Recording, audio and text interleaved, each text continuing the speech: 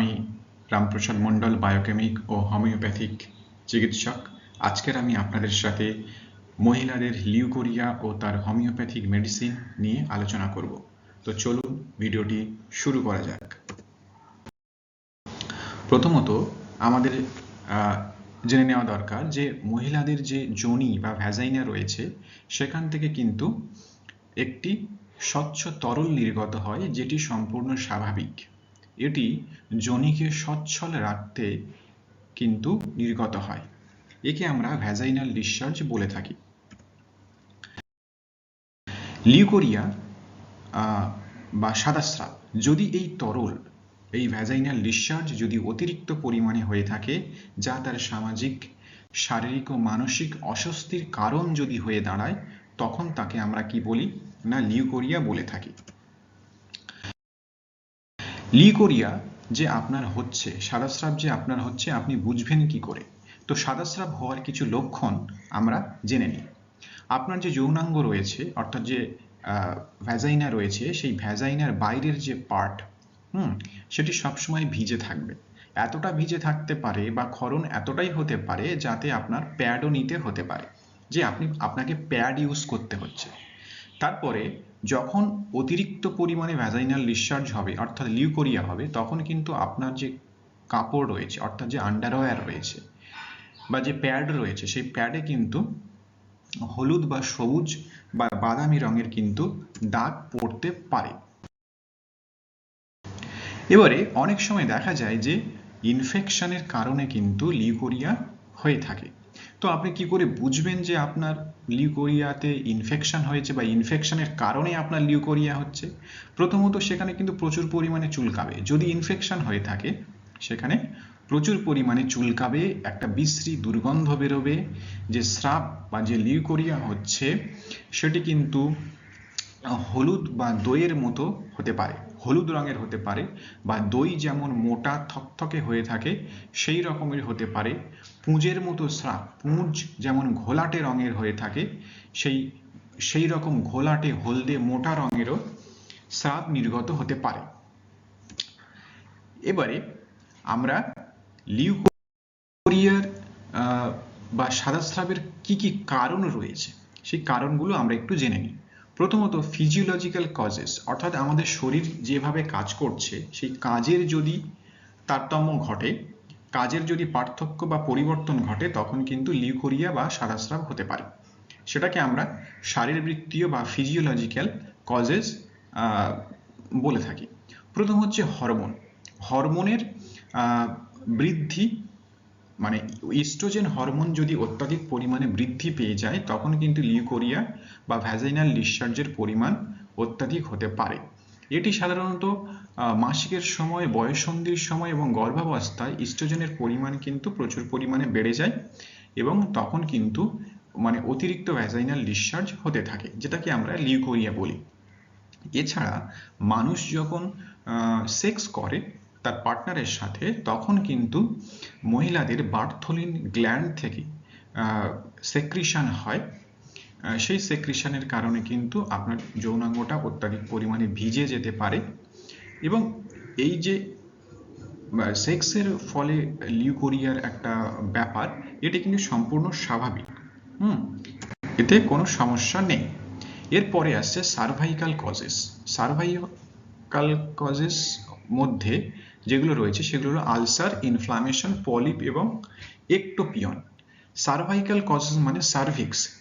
সার্ভিক্সটা কি না, যে আমাদের যে ইউটেরাস রয়েছে, মহিলাদের যে ইউটেরাস রয়েছে, মহিলাদের ইউটেরাসের আগে একটা অর্গান থাকে, সেটাকে আমরা সার্ভিক্স বলি। সেই সার্ভিক্সে যদি আলসার হয়ে থাকে, ইনফ্লামেশন হয়ে থাকে, পলিপ অর্থাৎ টিউমার যদি হয়ে থাকে এবং সেই সার্ভিক্সের গঠন যদি একটু সমস্যাজনক হয়ে থাকে, গঠনের যদি তারতম্য ঘটে, তখন কিন্তু অত্যাধিক পরিমাণে লিউকোরিয়া হতে পারে। এরপর রয়েছে অন্যান্য কি কি কারণে লিউকোরিয়া হতে পারে। সাধারণত দেখা যায় যে ইউটেরাইন প্রোল্যাপস যাদের রয়েছে, অর্থাৎ যে সমস্ত মহিলারা বাচ্চা পেটে থাকা অবস্থায় প্রচুর পরিমাণে ভারী ভারী কাজকর্ম করে, তাদের কিন্তু যে বাচ্চার ঘর রয়েছে সেই বাচ্চার ঘর কিন্তু নিচের দিকে নেমে আসে, যেটাকে আমরা বলি ইউটেরাইন প্রোল্যাপস। রেট্রোভার্টেড ইউটেরাস, অর্থাৎ ইউটেরাস যে স্বাভাবিক অবস্থায় থাকে, তার গঠন যে স্বাভাবিক হয়, সোজা হয়, যদি সেরকমই না হয়ে উল্টানো প্রকৃতির হয়ে থাকে, তখন কিন্তু কি হয় না, তোমার লিউকোরিয়া হতে পারে। এবারে যদি ক্রনিক ইনফেকশন থাকে, ভাইরাল ইনফেকশন বা ব্যাকটেরিয়াল ইনফেকশন যদি অনেক দিন ধরে চলতে থাকে, তখন কিন্তু আপনার লিউকোরিয়া হতে পারে। এছাড়া যে সমস্ত মহিলারা অত্যাধিক পরিমাণে কন্ট্রাসেপটিভ পিলস অর্থাৎ বাচ্চা বন্ধ করার জন্য ঔষধ নিয়ে থাকে, তাদের কিন্তু হরমোনের ডিসব্যালেন্সের কারণে কি হয় না, লিউকোরিয়া হতে পারে। এছাড়া যদি দেখা যায় যে কোনো মহিলা অনেক দিন ধরে আপনার অসুস্থ রয়েছে, সেক্ষেত্রে কিন্তু আমাদের লিউকোরিয়া দেখা দিতে পারে। এবারে আমরা কিছু হোমিওপ্যাথিক মেডিসিনের কথা জানবো, যার মাধ্যমে আমরা লিউকোরিয়া কে সমাধান করতে পারি। তবে আপনাদের কাছে একটি রিকোয়েস্ট, আপনারা একা একা বা নিজে নিজে ঔষধ নেবেন না, আপনাদের পার্শ্ববর্তী কোনো হোমিওপ্যাথিক চিকিৎসকের পরামর্শ দ্বারা ওষুধ নেওয়াটা অত্যন্ত বাঞ্ছনীয় বলে মনে করছি।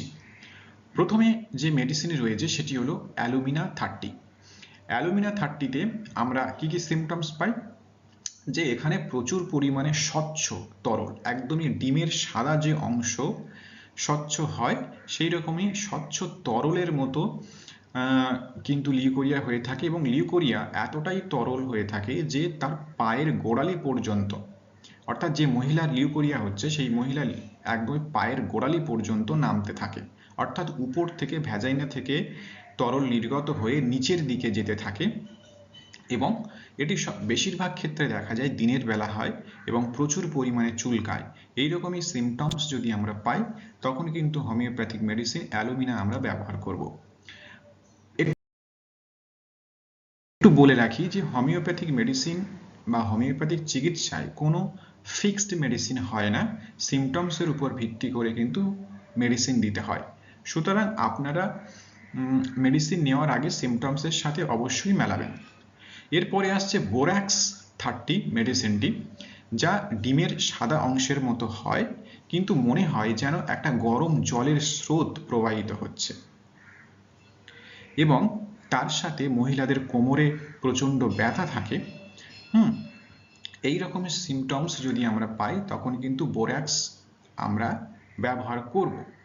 তবে বোরাক্সে আরেকটি সিমটমস রয়েছে, যে মহিলাটি কিন্তু যদি সে উপর থেকে নিচের দিকে নামে, সিঁড়ি দিয়ে উপরে উঠলো এবং নিচের দিকে যদি সে নামতে চায়, বা ছাদ থেকে যদি সে নিচের দিকে তাকায়, তখন কিন্তু তার প্রচণ্ড ভয় লাগে। এইরকমই সিমটমস, এবং চুলের একটা সিমটমস রয়েছে, যে চুল সবসময় জট পাকিয়ে যাচ্ছে। এই রকমই সিমটমস যদি থেকে থাকে, তখন কিন্তু আমরা বোরাক্স মেডিসিনটি ব্যবহার করব। পরবর্তী মেডিসিন হলো ক্যালকেরিয়া ফস বা ক্যালকেরিয়া ফসফোরিকা। এটি সাধারণত স্কুল গোয়িং মেয়েদের হয়ে থাকে, অর্থাৎ যাদের বয়স মোটামুটি 15, 16, 17 এইরকমই যে সমস্ত মহিলা রয়েছে, বা তার নিচের বয়সের মহিলা যারা রয়েছে, মেয়েরা যারা রয়েছে, তাদের ক্ষেত্রে কিন্তু এই মেডিসিনটি ব্যবহার করা হয়। এখানেও ডিমের সাদা অংশের মতো স্বচ্ছ তরল নির্গত হয়, এবং বিশেষ করে দেখা যায় যে মহিলাটির বা মেয়েটির যখন সে পড়তে বসে, পড়াশোনা করার সময় তার প্রচণ্ড মাথার ব্যথা করে, মাসে 2 বার হয়ে থাকে। এই সমস্ত সিমটমস যদি থাকে, তখন আমরা ক্যালকেরিয়া ফস মেডিসিনটি ব্যবহার করব। পরবর্তী মেডিসিন হলো হাইড্রাস্টিস ক্যানাডেন্সিস। এই মেডিসিনটি আমরা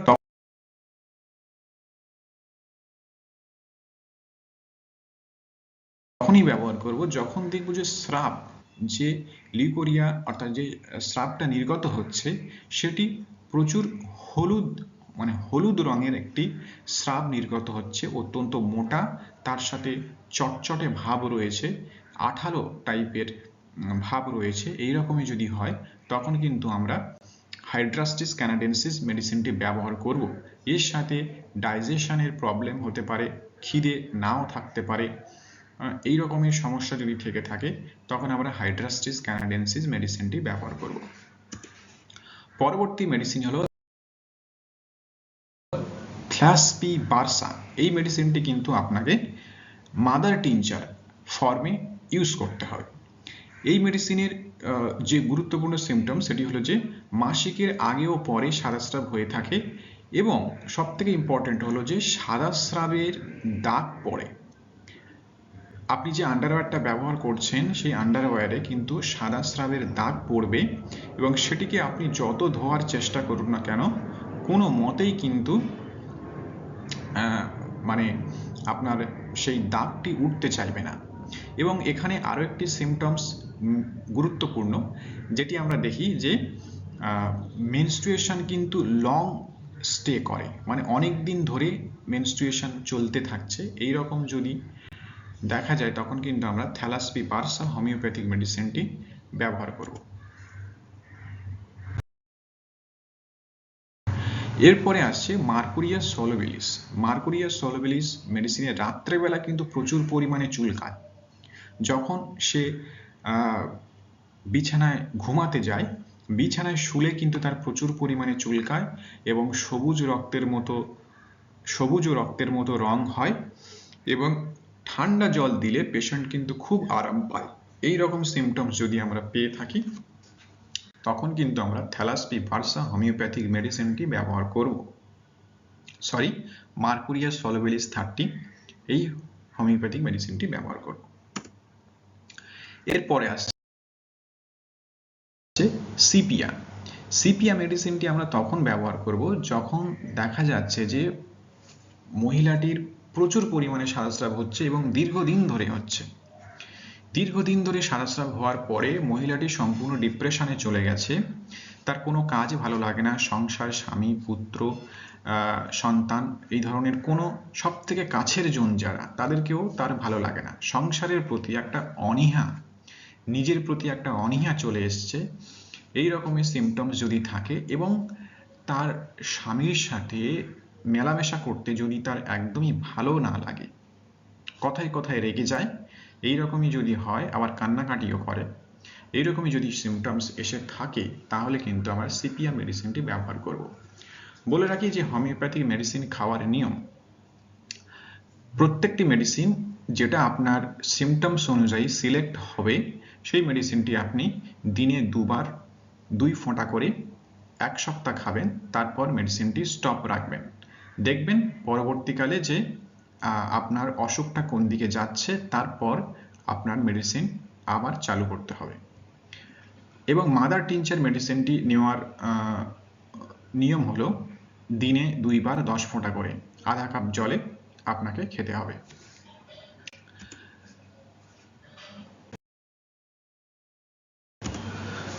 তো বন্ধুরা, যদি ভিডিওটি ভালো লেগে থাকে অবশ্যই সাবস্ক্রাইব করবেন, শেয়ার করবেন, লাইক করবেন।